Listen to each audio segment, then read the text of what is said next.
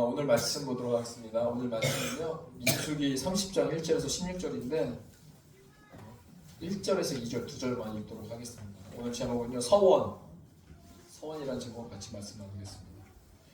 우리 같이 한 목소리로 읽겠습니다. 시작. 모세가 이스라엘 자손 지파의 수령들에게 말하여 이르되 여호와의 명령이 이러하니라. 사람이 여호와께 서원하였거나 결심하고 서약하였으면 깨뜨리지 말고 그가 입으로 말한 대로 다 이행할 것이니라. 아멘. 여기 서원해 보신 적 있으십니까? 여기 서원해 보신 적 있으세요? 서원기도? 하나님 앞에 약속하고 막 내가 이거 지키겠습니다 하면서 서원기도 한 번쯤 오랜 생활, 신앙생활을 하다 보면 서원기도는 한 번쯤 할 수 있다고 봐요. 그렇게 해왔고, 오늘 제목은 그 서원인데 서원에 대한 모든 것들에 대해서 같이 한번 나눠보려고 합니다.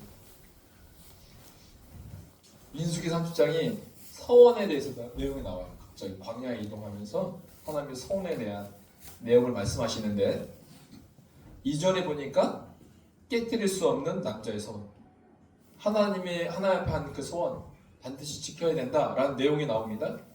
2절 보니까 오늘 읽었던 사람이 여호와께 서원하였거나 결심하고 서약하였으면 깨뜨리지, 서약, 결심, 서약, 서원 이런 단어가 나오잖아요.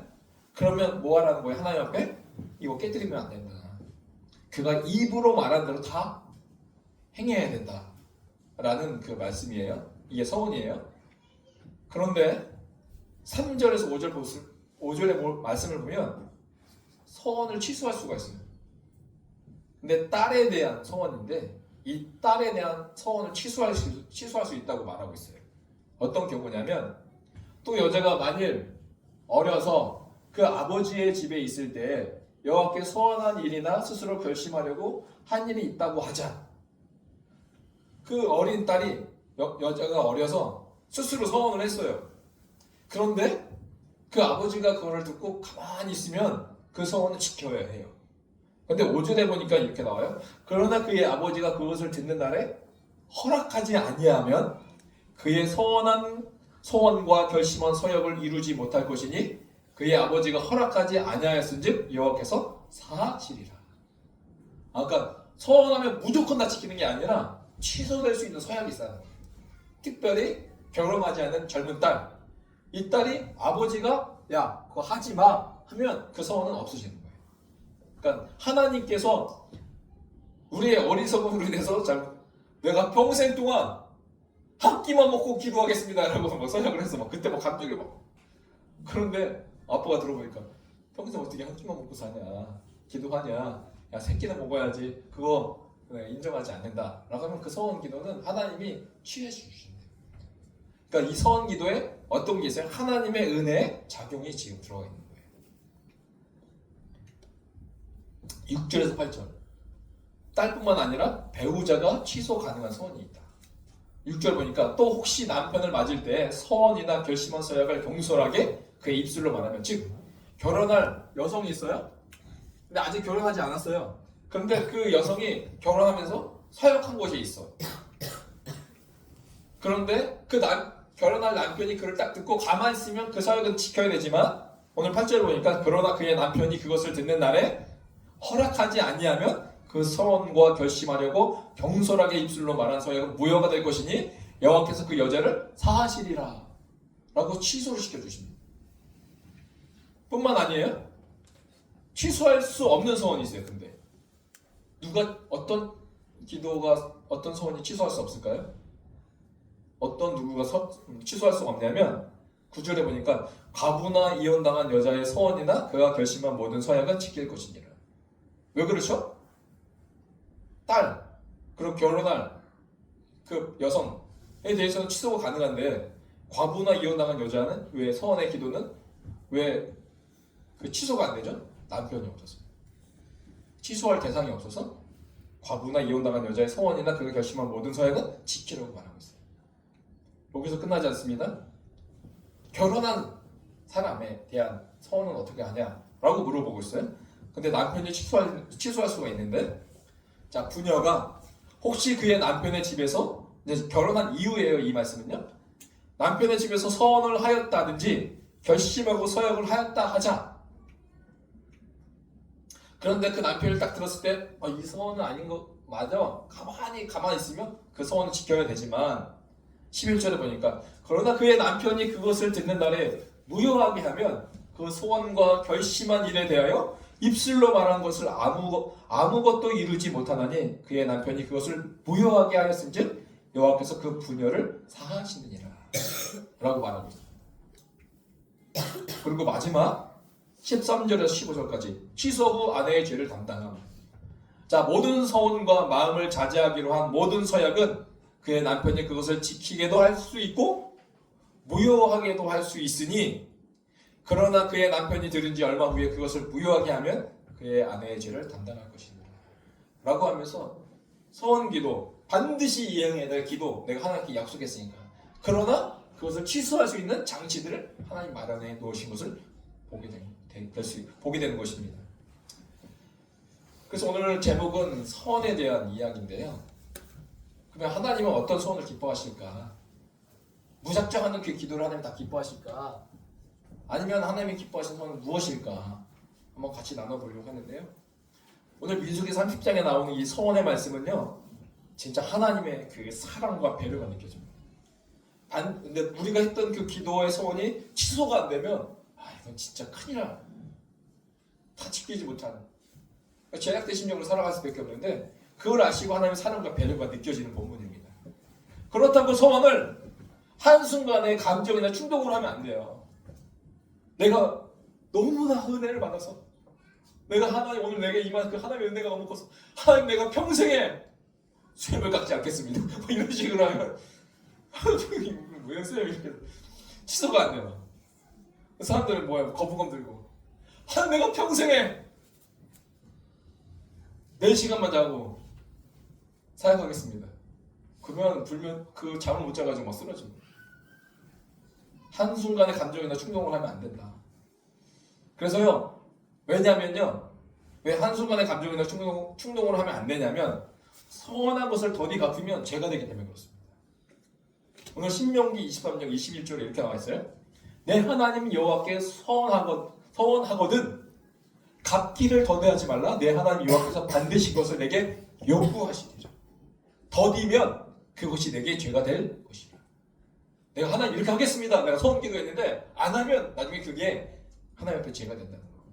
그러니까 충동적으로 하지 말라는 거예요. 두 번째, 그래서요 서원은요 내게 해로울지라도 반드시 갚아야 돼요. 내 건강이 상할지라도 내 주머니가 점점 없어질지라도 해로울지라도 반드시 갚아야 되는 게 서원이에요. 전도서 5장 4절 보니까 내가 하나님께 서원하였거든 갚기를 더디게 하지 말라. 하나님은 우매한 자들을 기뻐하지 아니하시나니 서원한 것을 갚으라. 반드시 말하고 있어요. 더디하지 말고 갚으라. 그래서 서원은 뭐냐면 하나님께 마음을 드리는 것이지 감정을 하는 것이 아니에요. 내 감정으로 뜨겁다고 해서 아니면 내 상황이 절박해서 하나님 이 상황을 모면하면 내가 뭘 하겠습니다 라는 그 감정에 절박해서 하는 것이 아닙니다. 그냥 내 마음, 내 삶을 드리고 싶다고 하는 것입니다. 그래서 하나님은 한순간에 타오르는 감정이 아니라 뭘 원하십니까? 우리의 삶의 전부를 바라십니다. 순간 우리의 약속, 그 약속을 막 받아내시고자 하시는 것이 아니라 그냥 우리의 삶을 전체 함께 하시고자 하시는 하나님이시다. 조심해야 돼. 한순간에 타오르는 감정으로 서원 기도하면 안 된다. 대표적인 예가 누가 있죠? 성경을 보면 한순간에 타오르는 감정으로 서원한 사람이 있어요. 그 사람이 누가 있을까요? 사사기에 보면 입다라는 선지자가 있습니다. 입다. 아시죠? 입다. 그가 입다죠. 여호와께 뭐 하고 있어요? 서원하여 이르되 주께서 과연 암몬 자손을 내 손에 넘겨주시면 내가 암몬 자손에게서 평안히 돌아올 때에 누구든지 내 집 문에서 나와서 나를 영접하는 그는 여호와께 돌릴 것이니 여호와께 뭐예요? 돌릴 것이니 내가 그를 번제물로 드리겠나이다. 이런 서원을 했어요. 여러분 이런 서원을 한 사람이 있을까요? 이게 가능하다고 생각이 드세요? 내가 암몬자들과 싸워서 이기면 하나님 내가 승리해서 다시 내가 원하는 그 마을로 돌아갈 때 첫 번째로 나를 맞이하는 사람 그 사람을 반으로 갈라가지고 불을 태워 삶에게 드리겠습니다. 이 소원을 드린 거예요. 입다. 근데요 전쟁이 승리했어요. 돌아오는 길에 어떤 일이 벌어져요? 34절이에요. 입다가 미스바에 있는 자기 집에 이를 때 보라 누가요? 입다의 딸 그의 딸이 소고를 잡고 춤추며 나와서 이 아버지의 마음 몰라요? 이 딸은요 승리했으니까 막 기뻐서 막 소고를 잡고 춤추며 나와서 영접하니 이는 그의 무남 동료 아들도 없어요. 무남 동료 딱 하나밖에 없어요. 근데 그 딸이 이 입다를 가장 먼저 맞이하게 됩니다. 자 입다의 서원이 뭐라고 했어요? 자신을 맞이러 나온 이를 하나님께 뭐 한다고 했어요? 번제물로 죽여가지고 바친다고 했어요. 그런데 무남 동료죠. 무남 동료의 입다의 딸이 아버지를 맞으러 나왔어요. 여기서 질문이 생길 수 있어요. 여러분 한번 어떻게 생각하세요? 이 서원을 지켜야 할까요? 안 지켜도 될까요? 지켜야 돼요? 안 지켜야 돼요? 지까지 하는데 안 지인지 지인지 뭐 어떻게 돼요? 지켜야 돼요? 안 지켜야 돼요? 안 지켜요. 안 지키겠다라고 말하는 그 마음 가운데 사랑이 넘치는 거죠. 지켜야 돼요? 안 지켜야 돼요? 잘 모르겠어요. 딱 중간에 있어요 지금. 입다는 어떻게 했어요? 입다는 어떤 결정을 했죠? 그는 지켰어요. 딸을 번지로 바쳤겠죠. 지켰어요. 근데요, 입다는요, 어떤 모습이냐면 하나님을 심각하게 오해했어요. 오해했기 때문에 그의 서원을 지켰어요. 무슨 오해예요? 하나님은요, 사람을 번제물로 요구하신 적이 한 번도 없어요. 성경책을 보세요.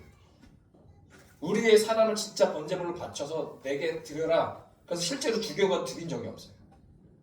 대신 어린 양이 드리든지 소가 드리든지 그랬지. 사람을 직접 요구하신 적이 없어요. 하나님은. 또 뭐가 있어요? 하나님은요. 인신 제사를 극히 싫어하십니다. 이 모든 것에 대한 하나님에 대한 오해가 입다한테 있었어요. 이 사실을 알았다면 이런 서원도 안 했겠죠. 그러면 우리는 생각해봐요. 그러면 왜 입다가 말 같지도 않은 서원을 왜 했을까? 왜 했을까? 왜 했죠? 왜 이 서원을? 그의 안에 이런 사상이 있기 때문에 그런 서원을 했을 거예요. 그러면 그런 서원이 왜 왔을까? 우리는 알 수 없지만 팀 켈러 목사님 23년 작년에 돌아가셨는데 지금 우리 한국계 목사님 중에 제일 인기가 많으신 목사님이세요. 미국의 복음주의자인데 이분이 사사기 책에 당신을 위한 사사기 책에 이렇게 말씀하셨어요. 이스라엘은 400년 동안 애굽의 삶에서 이방신을 섬기는 문화에 자연스럽게 노출되었다. 그러니까 애굽에서 이스라엘을 출애굽할 때 10가지 재앙이 있었죠. 그 10가지 재앙은 이집트에 있는 10가지 신들에 대한 하나님의 심판이었어요. 그만큼 다양한 신들이 애굽 땅에 존재했다는 거예요.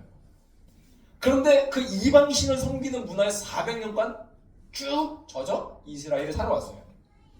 그리고 사람을 제물로 바치는 이 이교도 문화의 잔혹한 폭력성에 영향을 그들이 받았을 것이다. 그래서 인신제사는요 뭐예요? 이교도에서 신을 매수하는 거예요. 나의 가장 소중한 것을 죽임으로 드리니까 신이여 감동하사 나를 도우소서 이렇게 되는 거예요. 그러니까 사람들이 신을 매수할 수 있다. 그 신의 마음을 내가 훔칠 수 있다라는 생각을 가진 거죠. 뭘로 통해서요? 인신제사를 통해서. 근데 입다는요 하나님의 성품에 대한 이해마저 오염되어 있었어요. 이런 문화에 대한 그 오염이 하나님을 바라볼 때 잘못 바라보게 되었다라는 겁니다. 결국 입다의 서원은 딸을 죽이는 결과로 이어지게 됩니다. 인신제사. 근데 인신제사를 드리라는 성경의 부분이 한 군데 있죠. 창세기 22장. 아브라함이 누구를 바치라고요? 이삭을 나한테 번제물을 바치라고 하잖아요. 입다는 인신제사로 자기 딸을 죽였어요. 근데 그 전에 하나님이 아브라함에게 그 이삭을 죽이라고 말씀하신 적이 있습니다. 창세기 22장 1절에 그런데 이 인신제사 너의 독생자 아들 이삭을 드리라고 한 것은 사실 뭐 하기 위함이에요? 아브라함의 마음이 어떤지를 시험하고자 그게 테스트한 거였어요. 그래서 하나님이 아브라함을 시험하려고 이삭을 어디로 데려가라고 합니까? 무슨 산이요? 모리아산으로 데려가라고 합니다. 이건요 상징적인 사건으로 바라볼 수가 있는 거예요. 그래서 아브라함은 하나님의 명을 따라 이삭을 죽이려고 딱 할 때 모리아산까지 가서 이삭을 죽이려고 할 때 어떤 일이 일어나죠? 하나님이 야 이삭 죽여! 라고 하셨나요? 아니요. 그의 손을 스탑시키셨어요. 죽이려고 했던 그 아브라함의 행동을 스탑시켰어요. 사실 아브라함은 내가 죽일 대로 하나님이 다시 살리실 거야 라는 그 믿음으로 했지만 그러나 그 죽이는 행동조차도 하나님이 말리셨어요. 대신 이삭을 살리시고 여호와 이레 되신 하나님이 그곳에 준비하신 양으로 대신 양을 잡게 하셨습니다. 그래서 아브라함과 이삭은 그 곳에서 그 준비한 그 양을 통하여 대신 번제를 드리기 시작합니다. 이게 놀라운 것이에요. 뭐예요? 하나님은 인신 제사를 싫어하신다고 했습니다. 왜요? 하나님은 인격적 분이죠. 한 사람 한 사람 그 하나님의 형상을 따라 지음받은 그 한 사람 그 한 사람을 바쳐서 나한테 드려라? 하나님은 절대로 그렇게 여기지 않습니다. 그래서 모리아산은 어떤 산이에요? 대치, 바꿔지는 대치의 산의 그 결정의 산이 바로 모리아산이 되었던 거예요. 왜냐? 그 아브라함을 통해서 이삭을 죽이라고 했던 그 산에서 하나님이 이삭을 죽이지 않고 대신 하나님이 누구를 죽이십니까? 바로 예수 그리스도를 죽이시기 때문입니다. 우리 죄인된 우리를 살리시기 위하여 나의 이삭을 바치는 곳이 아니라 바로 하나님이 자신의 독생자를 바치는 갈보리의 제단으로 모리아산을 바꾸셨습니다. 그 모리아산이 바로 골고다 갈보리산이 되었습니다. 지금까지요. 이게 하나님의 마음이에요. 하나님이 사람을 바쳐서 예배를 받으시기를 기뻐하신다? 라는 생각은 하나님에 대한 철저한 오해, 잘못된 생각입니다. 오히려 하나님 그 반대로 뭐 하셨어요? 우리를 구원하기 위하여 당신의 독생자 예수 그리스도를 바치셨습니다. 우리는 많이 갈등합니다. 우리는 소원했으니까 지켜야 돼. 안 지켜도 돼. 지켜야 돼. 안 지켜도 돼. 수많은 갈등 가운데 살아갑니다. 근데 이따가 이런 하나님의 마음을 알았다는 거예요. 야, 너의 자식을 바쳐서 나한테 드려라라는 그 마음이 아니라 오히려 하나님은 나의 독생자를 너희 가운데 주시기까지 사랑하신 하나님의 마음을 진정으로 알았다면 입다는요 자신의 잘못된 소원을 뭐 해야 돼요? 회개해야 되죠. 생명의 주권은 왜? 하나님에게만 있으니까. 내가 그 생명을 죽이고 말고 할 권한이 내게 없으니까. 그래서 내가 잘못된 소원을 했다는 것을 회개하고 딸을 살려달라고 그는 구애했습니다. 그리고 내가 대신 죗값을 받겠습니다. 내가 소원을 못 지켰으니 그 죗값을 내가 받겠습니다 라고 기도했어야죠. 그런데 일단은요 그런 은혜의 하나님의 개념이 있어요 없어요? 전혀 없는 거예요. 그러면 소원은 누가 할까요? 소원 누가 할까요? 신앙생활하면서 여러분이 소원을 한번 해봤다면 무슨 증거예요? 적어도 믿음의 체험이 있거든. 내가 진정으로 기도했던 그것을 지키며 나갈 때 하나님이 주셨던 그 은혜의 체험이 있거나 그 하나님의 사랑을 깨달은 사람이 소원을 할 수 있겠죠. 반대로 아예 간절한 사람이 기도하거나. 그래서 소원은 뭐예요?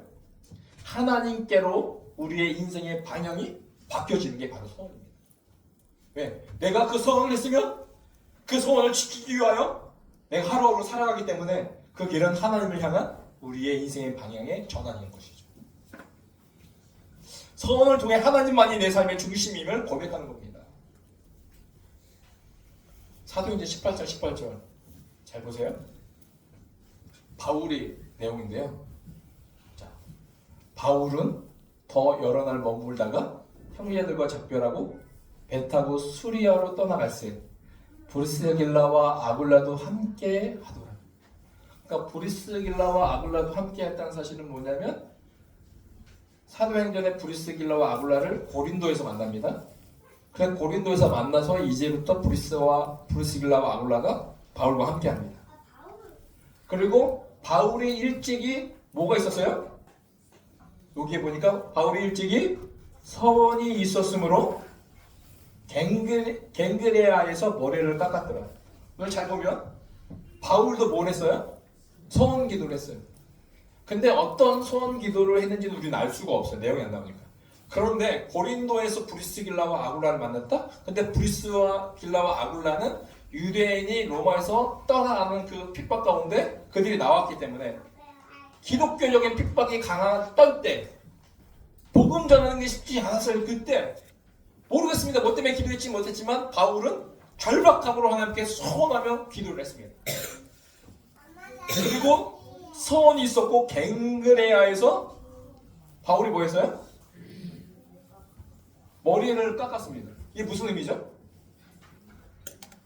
머리를 깎았다는 의미가 뭐예요? 사실 바울은 나시린의 기도에 서원을 했던 거예요. 나시린으로서 삶의 특징이 있는데 뭐 포도주를 안 마시는 것도 있지만 뭘 안 깎는 것도 있어요. 나시린은요. 머리를 깎지 않는 거예요. 그런데 오늘 서원이 있었는데 머리를 깎았다라는 말은 무슨 말이에요? 이 서원의 기간에 인생 전체를 드리는 서원이 있고 나시린의 서원이 있고 나시린도요 6개월, 1년, 2년 기간을 정해서 특정 기간 동안 하는 그 기간의 서원이 있습니다. 그러면 오늘 바울이 일찍 서원에서 머리를 안 깎다가 오늘 갱그레아에서 머리를 깎았다는 것은 인생 전체의 서원이었어요? 아니면 특정 기간의 서원이었어요? 네, 특정 기간의 서원이었다는 거예요. 그게 6개월인지 한 달인지 1년인지 우리 알 수가 없어요. 그런데 바울이 자기가 작정한 그 시간이 딱 끝났을 때 그는 머리를 깎았어요. 그 소원을 다 지켰어요. 우리는 여기서 바라볼 한 가지가 있습니다. 이게 뭐예요? 달력이죠. 12월 달 달력이죠. 잘 보니까 저는 이 갱그리아에서 머리를 깎았던 그 바울의 모습을 보며 바울도 그의 인생에 살면서 그 특정 기간을 잡아놓고 하나님 앞에 소원하면서 결단하면서 그의 인생 전체를 하나님을 향해서 바꾸면서 나아갔구나라는 것을 보게 되었어요. 그러면 오늘 우리가 2024년 12월 이 달력을 보면서 벌써 일주일의 시간이 지났어요? 2주의 시간도 지났어요? 3주의 시간도 지났어요. 우리에게 남은 시간이 2024년도 며칠이 남았어요? 10일이 남았어요. 카운트다운 10이 시작했어요. 10, 9, 8, 7, 6, 5, 4, 3, 2, 1 땡 하면 2025년이 시작됩니다. 그런데요, 우리 대표 기도도 했지만 내년에가 더 어렵고 더 힘든 시간이 우리 가운데 올 것이다라는 수많은 메시지와 뉴스와 소식들을 듣습니다. 그런데 우리는 똑같이 살아가요. 늘 해왔던 대로 살아갑니다. 그래서 저는 이 말씀을 통해서 우리 가운데 남은 이 10일이라는 이 기간을 바울이 정하면서 그 기도했던 것처럼 우리도 한번 기도했으면 좋겠다. 여러분이 특별하게 10일 동안 내가 10일 금식하겠습니다. 이런 거 제가 부탁하는 게 아니에요. 각자 서원의 기도 제목을 가지고 남은 10일 동안 우리가 카운트하면서 하나님 앞에 결단하는 2025년을 맞이하자. 2024년을 마무리하고 2025년 시작할 때 바울이 했던 그 갱그레아에서 머리 깎는 그 심정으로 우리가 각각의 서원의 기도 제목을 하나씩 정해보자. 어떤 분은 내가 고린도서 13장을 다 외우겠습니다. 하나님께서 선포를 하시는지, 아니면 내가 10일 동안 자기 전에 5분이라도 기도하고 자겠습니다. 아니면 10일 동안 내가 일하기 전에 그 책상에서 기도하고 시작하겠습니다. 할 수 있는 거 하자는 거예요. 제가 어려운 거 하자는 게 아니라. 서원은 뭐라고 했어요? 하나님께로 인생의 방향이 바뀌는 거예요. 모두가 인생의 방향이 나에게 포커스가 맞춰진 이 시점에 이 10일만큼은 하나님께로의 전환. 10 할 때 나시린의 소원 기억합니다. 이제 9일이 남았어. 9 할 때 나시린의 소원. 8째 날도 내가 했던 나시린의 소원을 기억하고, 7째 날에도, 6째 날에도, 5째 날에도, 4째 날에도, 그리고 3째 날에도, 2째 날에도, 마지막 첫째 날에도 이 카운터 하루하루를 할 때마다 오늘 우리가 이 자리에 모여서 하나님 앞에 다짐하며 기도했던 그 소원을 카운트하며 이 2024년을 마무리하자. 그래서 오늘 주보에 남은 10일간의 소원 기도 제목을 작성하고 나눠보자. 이게 오늘 제목입니다. 크지 않지만, 작은 거지만 내가 하나님의 인생의 방향으로 바꾸기를 위한 그 소원의 기도 제목을 한번 적어봤으면 좋겠어요. 설교 듣고 끝나는 게 중요하지 않아요? 단 한 가지라도 내가 적용하고 이 한 해를 마무리할 수 있다면 그것을 그 속에는 된 겁니다. 10일간 나시린으로 우리 한번 영적인 나시린으로 살아보기를 주의 이름 축복합니다.